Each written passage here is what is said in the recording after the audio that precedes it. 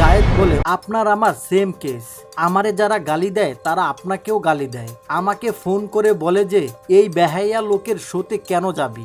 আমিও বলেছি ভাই আমরা দুজনেই বেহাইয়া। और अभी तो रुको, क्लाइमैक्स अभी बाकी। বিদেশের মাটিতে একের পর এক শো করেই চলেছেন জায়েদ খান।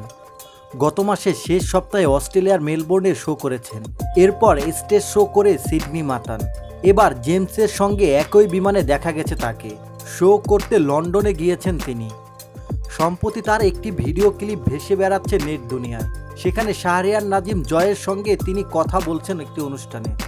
মিডিয়াতে দুজনেই আলোচিত, একজন ভাইরাল খ্যাত অভিনেতা জায়েদ খান, আরেকজন উপস্থাপনা দিয়ে। কয়েকদিন আগেও নায়িকা মিষ্টি জান্নাত জয়কে উদ্দেশ্য করে বিস্ফোরক মন্তব্য করেন। সেখানে তিনি দাবি করেন জয় তাকে লং ড্রাইভে নিয়ে যাওয়া ও চুমু খাওয়ার চেষ্টা করেছিলেন।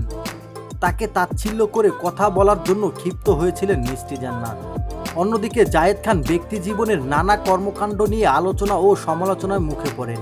বিষয়গুলো নিয়ে সম্প্রতি মুখোমুখি হয়েছিলেন এই দুই তারকা, যেখানে তাদের একজন অন্যজনকে নিয়ে বিতর্ক মন্তব্য করতে দেখা যায়। তাদের সেই আলাপের মাত্র 25 সেকেন্ডের একটি ভিডিও ক্লিপ ছড়িয়ে পড়েছে সোশ্যাল মিডিয়ায়। কয়েকদিন আগে শাহরিয়ার নাজিম জয়ের উপস্থাপনায় 13টি প্রশ্ন নামে একটি অনুষ্ঠানে গিয়েছিলেন জায়েদ খান।